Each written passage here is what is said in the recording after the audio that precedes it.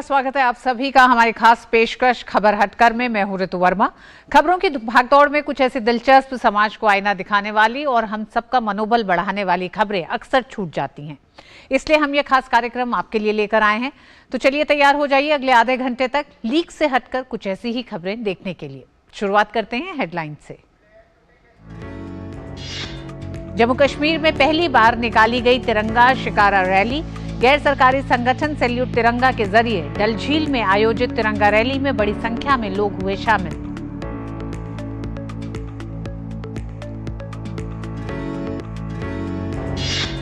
हीरानगरी सूरत में स्वतंत्रता दिवस की तैयारियों में जुटे कपड़ा कारोबारी। पांडेसरा स्थित फैक्ट्री को मिला 50 लाख तिरंगे बनाने का ऑर्डर। देश के अलग अलग राज्यों में फहराए जाएंगे ये तिरंगे।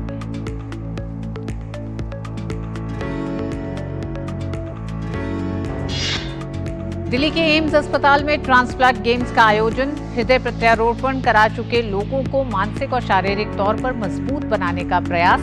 सर्जरी के बाद जिंदगी को सामान्य जिंदगी बनाने में मिल रही है मदद।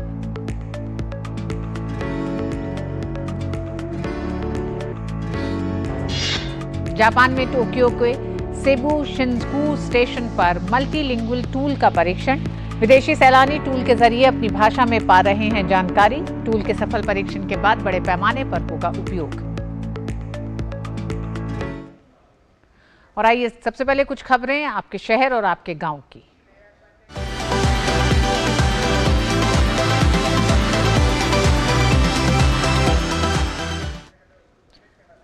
स्वतंत्रता दिवस से पहले आजादी का अमृत महोत्सव समारोह के हिस्से के रूप में मंगलवार को डल झील में तिरंगा शिकारा रैली आयोजित की गई।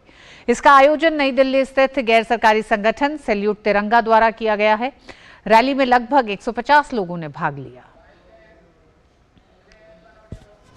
ये दृश्य है जम्मू कश्मीर में पहली बार निकाली गई तिरंगा शिकारा रैली का। गैर सरकारी संगठन सैल्यूट तिरंगा की ओर से आयोजित इस तिरंगा शिकारा रैली में लगभग 150 लोगों ने हिस्सा लिया। ये तिरंगा रैली नेहरू पार्क से 4 चिनार और फिर शेरे कश्मीर इंटरनेशनल कन्वेंशन सेंटर तक पहुंची। रैली में शामिल कश्मीरी युवाओं का जोश देखते ही बन रहा था। सैल्यूट तिरंगा के तहत जम्मू कश्मीर के सभी जिलों में इस तरह की रैली का आयोजन किया जा रहा है। आज ये साबित होता है कि देश के प्रति जम्मू कश्मीर के युवाओं की क्या लॉयल्टी है। जम्मू कश्मीर में पहली बार आज़ादी के बाद पहली बार जम्मू कश्मीर में तिरंगा यात्रा का आयोजन जम्मू कश्मीर के युवाओं ने, जम्मू कश्मीर की आवाम ने बड़े प्यार पूर्वक से इसको आयोजित किया है। ये हर डिस्ट्रिक्ट में रैलियां होंगी। हर डिस्ट्रिक्ट में अपने अपने स्तर पे सिक्योरिटी का ध्यान में रखते हुए हर डिस्ट्रिक्ट में रैली होगी। 15 अगस्त तक रैलियां चलेंगी। जम्मू कश्मीर में सैल्यूट तिरंगा का ये अभियान 1 से लेकर 15 अगस्त तक जारी रहेगा।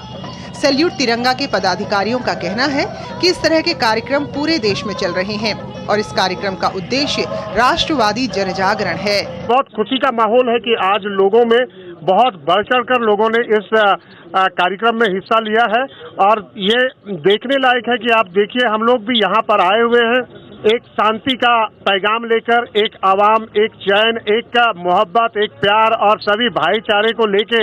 हिंदू, मुस्लिम, सिख, ईसाई आपस में सब भाई भाई और सारे भाई मिलकर हम लोग इस पैगाम को लेके डल लेक से प्रारंभ कर रहे हैं और यहाँ के कार्यक्रम होने के बाद पूरे जम्मू कश्मीर में हर जगह पर हम लोग इस कार्यक्रम को मनाएंगे और 15 अगस्त को हम लोगों का समापन कार्यक्रम, एक बड़ा कार्यक्रम सभा के माध्यम से जम्मू में हम लोग इसको समापन करेंगे। तिरंगा शिकारा रैली घाटी के युवाओं में तिरंगा और देश प्रेम को जाहिर कर रही है। पूरे देश में मैसेज जानी चाहिए, जितना पूरा देश तिरंगे की इज्जत आबरू करता है, जम्मू कश्मीर के लोग भी ऐसी इज्जत आबरू करते हैं। वैसे तो टूरिज्म के माध्यम से पूरे देश के लोग जब कश्मीर में आते हैं तो उनको पता लगता है कि कश्मीर के लोग कितना प्यार करते हैं अपने देश के साथ, तिरंगे के साथ। राष्ट्रवाद की भावना को जगाने के लिए निकाली गई रैली विकास की ओर बढ़ते जम्मू कश्मीर में बदले हुए हालात का प्रतीक है और जम्मू कश्मीर से लेकर कन्याकुमारी तक देश की एकता को प्रदर्शित करती है। Bureau report, DD news. जहां चाह वहां रहा, इस कहावत को साबित करती ये खबर। आइए देखते हैं।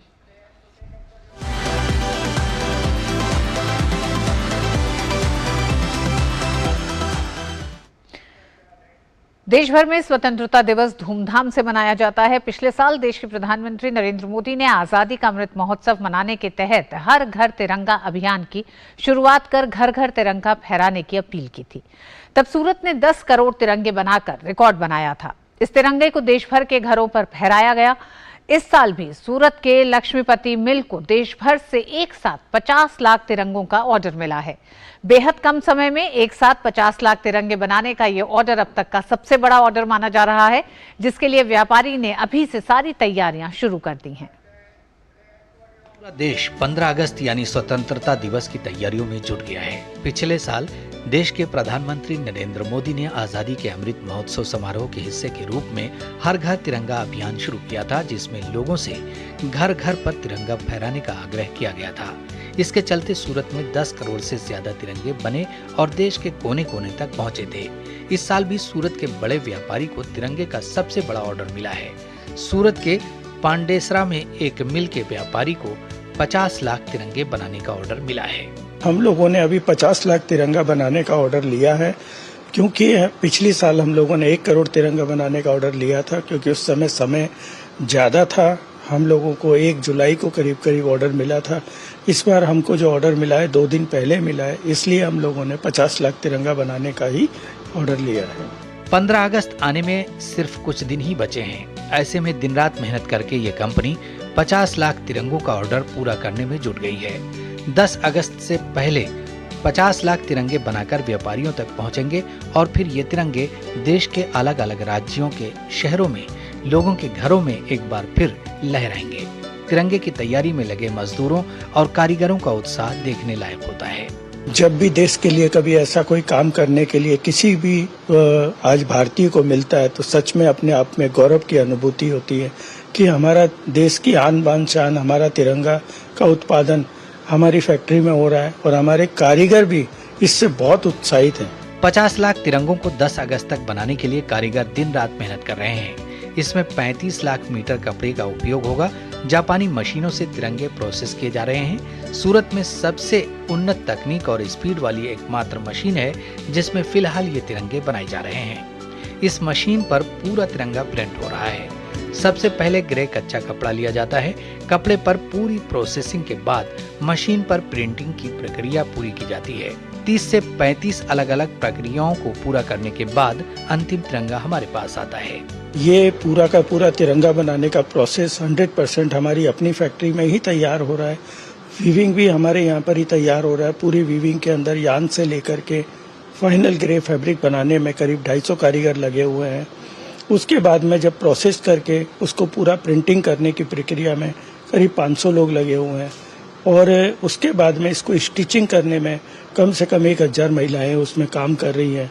तो मैं ये समझता हूँ कि इसमें करीब पूरी उत्पादन प्रक्रिया में करीब 2000 लोग लगे हुए हैं। सूरत कपड़ा व्यापार में एक नए सीजन का शुभारंभ हुआ है। ये सीजन साल में 2 बार आता है, 15 अगस्त और 26 जनवरी। फिलहाल तो प्रतिवर्ष तकरीबन 100 करोड़ का कारोबार हो रहा है और आगे चलकर ये बढ़कर एक परमानेंट सीजन में शुमार हो जाएगा। Bureau report DD news. और अब बात किताबों की दुनिया की।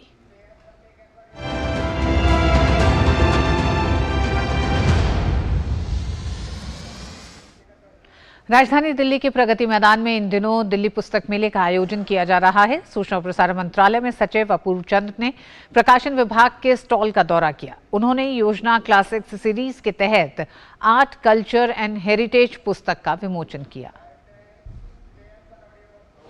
राजधानी के प्रगति मैदान में चल रहे दिल्ली पुस्तक मेले में प्रकाशन विभाग का स्टॉल काफी संख्या में पुस्तक प्रेमियों को आकर्षित कर रहा है।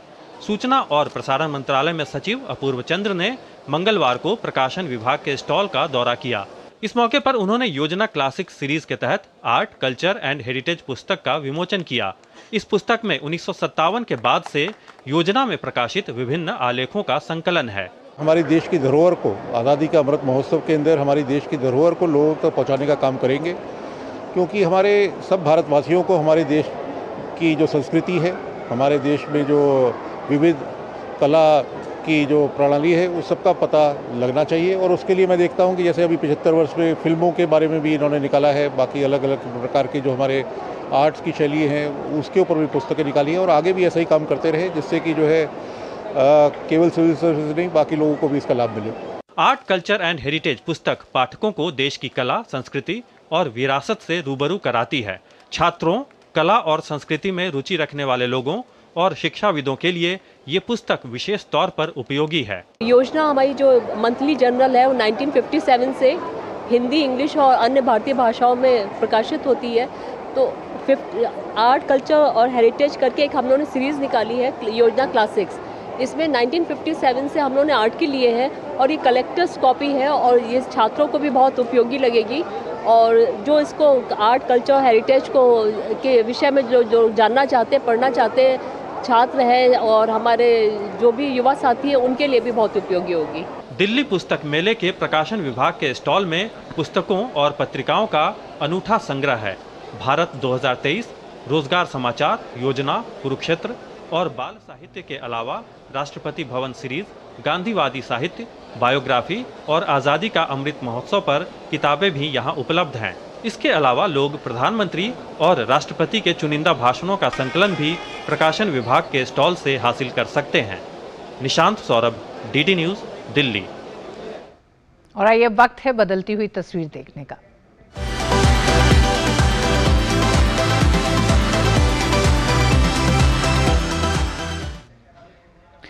देश भर में लोगों को 5 लाख रुपए तक निःशुल्क उपचार सुविधा मुहैया करवाने के उद्देश्य से शुरू की गई आयुष्मान भारत योजना गरीब एवं मध्यम वर्गीय परिवारों के लिए वरदान साबित हो रही है। आर्थिक तंगी के कारण जो लोग अस्पतालों में महंगी फीस की वजह से अपना इलाज नहीं करवा पाते थे, उन लोगों के लिए ये योजना कारगर साबित हो रही है।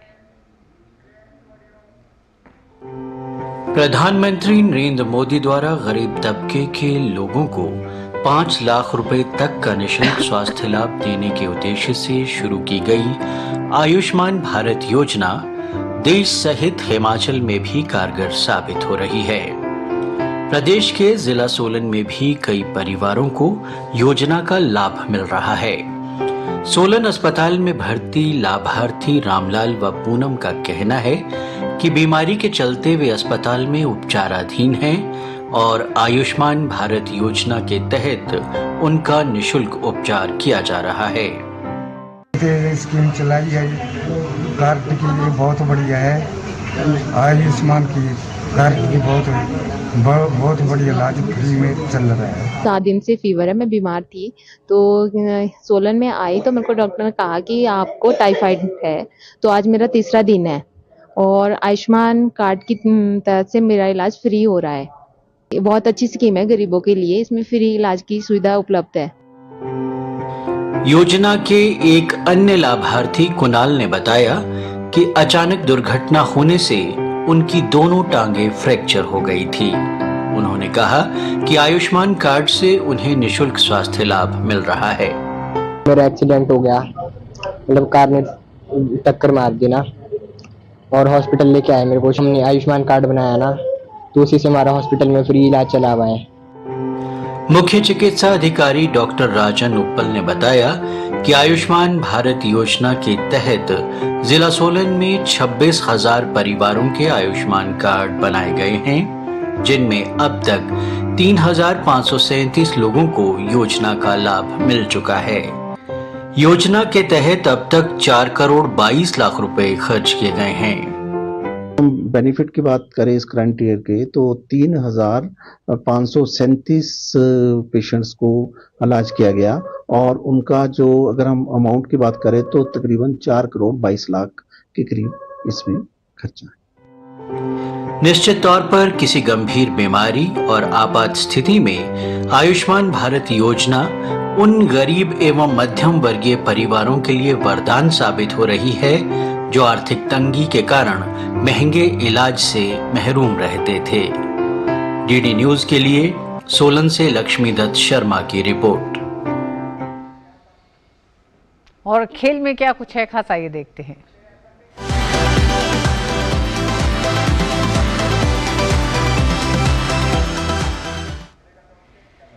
एम्स यानी अखिल भारतीय आयुर्विज्ञान संस्थान दिल्ली में हृदय प्रत्यारोपण करा चुके लोगों के लिए ट्रांसप्लांट गेम्स का उद्घाटन किया गया है।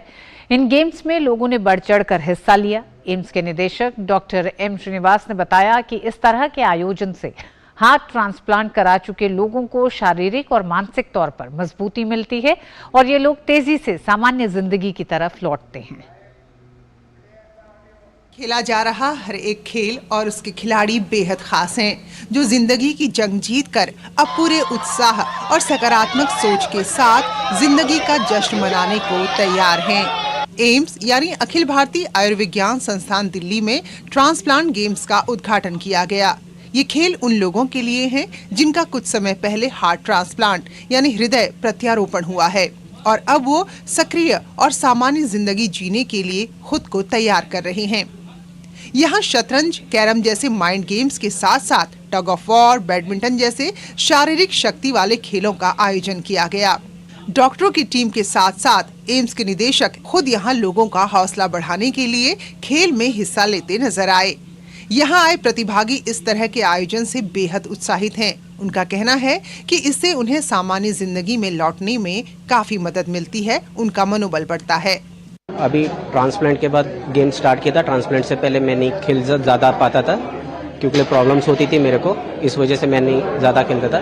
पर अभी मैं खेलना स्टार्ट कर दिया और मैं अभी नेशनल मैच के लिए भी गया था लास्ट ईयर बॉम्बे में, और वहाँ पे मैं कैरम कंपटीशन में सेमीफाइनल तक पहुँच गया था और अब की बार भी यहाँ पे मैं ट्राई करूँगा अच्छा बेस्ट खेलने के लिए। सबसे पहले तो मुझे एम्स से मुझे लाइफ मिली, जो कि ट्रांसप्लांट से पहले बहुत ही ज़्यादा खराब हो गई थी, मतलब मैं चल भी नहीं पाती थी। तो अब यह है कि ट्रांसप्लांट के बाद मैं डांस भी कर सकती हूँ, तो मुझे लाइफ मिली और मुझे बल्कि बेटर लाइफ मिली। मेरे सारे प्रॉब्लम जो हेल्थ इशू थे सब दूर हो गए और अब मैं बिल्कुल नॉर्मल लाइफ जी रही हूँ। एम्स के निदेशक और डॉक्टर भी इस आयोजन से बेहद उत्साहित हैं। उनका कहना है कि इससे लोगों में खेल भावना का विकास होता है, जो जीवन के उतार चढ़ाव में भी इन लोगों को मजबूत बनाती है। See, we were the first in the country, Professor Venugopal started this. It's a big team of everybody, It involves neurosurgeons, followed by our social workers, then comes the neurosurgeons, then come back the cardiologist, cardiac surgeon, respiratory physiotherapy. Whole lot of big team is there in this. So it's entirely teamwork. You can see all the people over here. The future is that, we were the first in the country to start. So we'll continue to be the leaders in the transplantation. आज फिर से एक ऐतिहासिक दिन है। AIIMS में हम फिर हार्ट ट्रांसप्लांट गेम्स शुरू कर रहे हैं। इस बार तो खाली हार्ट के पेशेंट्स से आगे चल के हम और ट्रांसप्लांट पेशेंट्स को भी इकट्ठा इसमें करेंगे। ट्रांसप्लांट गेम्स शुरू हुई थी 1978 में इंग्लैंड में, क्योंकि लोगों ने देखा कि जो पेशेंट्स जिनका ट्रांसप्लांट हो चुका है लेकिन अदरवाइज फिट है, गेम्स खेल रहे हैं, उनको ओलंपिक्स में और स्पोर्ट्स में डिस्क्वालीफाई कर देते। खाली एक बात है कि वो स्टीरॉइड्स खाते हैं। तो फिर उनके लिए अलग से एक गेम्स बनाई गई, ट्रांसप्लांट गेम्स। तो इस बार हमारे यहाँ से पर्थ ऑस्ट्रेलिया में एक बहुत बड़ी टीम गई थी, 35 मेडल्स जीत के आई, जिसमें से एक हमारा मरीज़ राहुल था जो वहाँ से ब्रॉन्ज मेडल जीत के आया डिस्कस थ्रो में। उससे प्रोत्साहित होकर हमने इस बार गेम्स को सेलिब्रेट करने का सोचा। ये लोग जो आज हंसते खेलते नजर आ रहे हैं, इन्होंने और इनके परिजनों ने बहुत बुरा दौर देखा है, लेकिन अब हृदय प्रत्यारोपण के बाद ये जीवन की दूसरी पारी शुरू कर चुके हैं और चाहते हैं कि पूरी शिद्दत और सकारात्मक सोच के साथ इसे जिया जाए।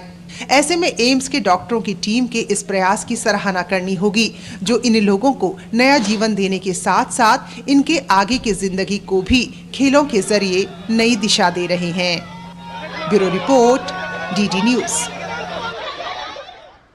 और अब 7 समुद्र पार की दुनिया।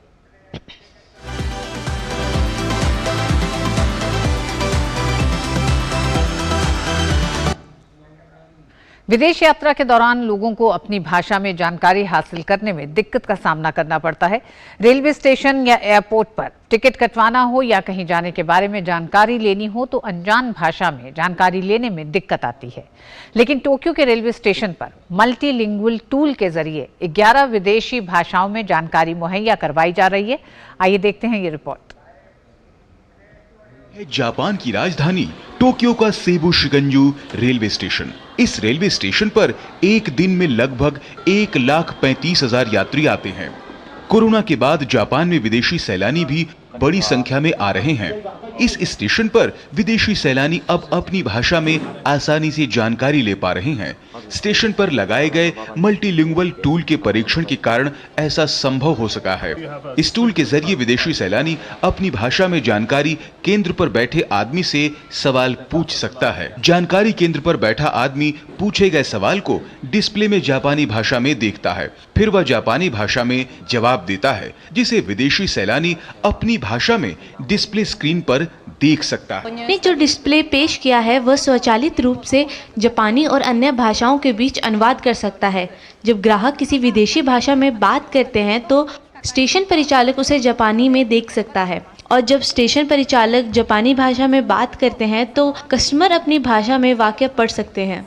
मल्टीलिंगुअल टूल के जरिए विदेशी सैलानी अंग्रेजी, फ्रेंच, मंदारिन और स्पेनिश समेत 11 भाषाओं में बातचीत कर सकते हैं। विदेशी सैलानी इस नई सुविधा से आसानी से जानकारी ले पा रहे हैं। साथ ही मशीन के अलावा सूचना केंद्र पर बैठे आदमी से जो जानकारी लेना चाह रहे हैं वो ले पा रहे हैं। आप जैसे पाते हैं कि दूसरी तरफ एक इंसान बैठा है तो आप तुरंत सुरक्षित महसूस करते हैं, इसलिए आप ये समझाने में अपना समय लें कि आपको क्या जानकारी चाहिए।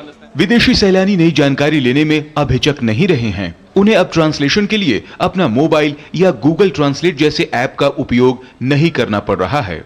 गूगल ट्रांसलेट हमेशा उपलब्ध नहीं होता है, क्योंकि आप जहां भी जाते हैं वहां हमेशा वाईफाई नहीं होता है। इसलिए ऐसी जगहों पर या आपके फोन को खींचने, सब कुछ टाइप करने, उसे दिखाने और गलतफहमी होने की तुलना में बहुत तेज है।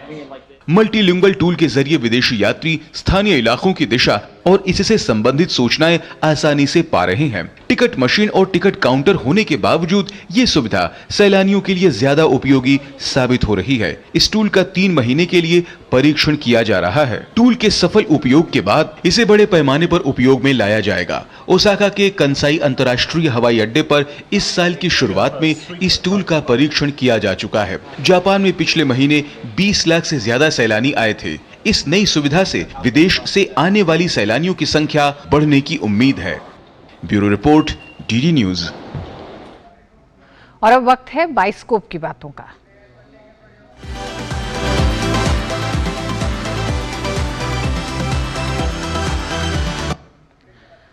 ओटीटी की पसंदीदा वेब सीरीज में से एक मेड इन हेवन के दूसरे सीजन का ट्रेलर लॉन्च कर दिया गया है। इस सीरीज में आपको भरपूर ड्रामा देखने को मिलेगा। इस शो में ग्रैंड शादियों के सामने परंपरा, मॉडर्न जमाने के रिश्ते, समाज की सोच और इन सब के बीच में फंसे हुए लोगों के द्वंद्व को बड़ी ही खूबसूरती से दिखाया गया है। शो में शोभिता धूलीपाला, अर्जुन माथुर, जिम सर्ब, क्लिक कोचलिन सहित कई स्टार्स शामिल हैं।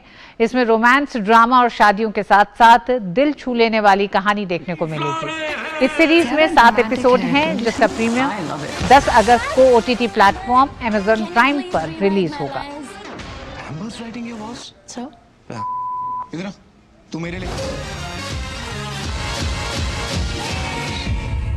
Some of us are meant to travel alone.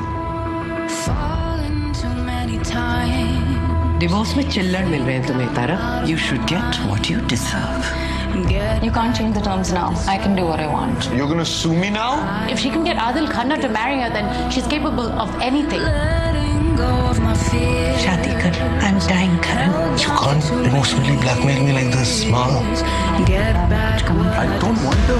हमारी सोसाइटी पे मारे थ्रू।